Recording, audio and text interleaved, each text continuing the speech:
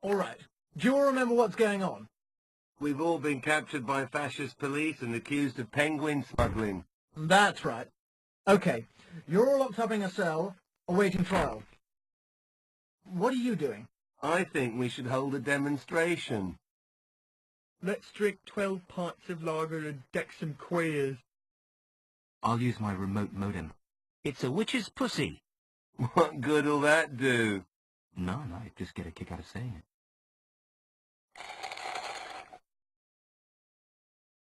I'll smear animal droppings over me face. You don't have any animal droppings, and the fascist cops have taken Rupert's remote modem. Bugger. Who's with me on this demonstration? What are we demonstrating against? Our wrongful imprisonment, of course.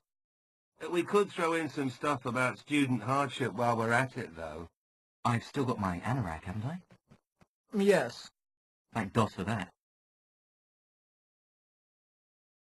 I'll try and bend the cell bars with me bare hands.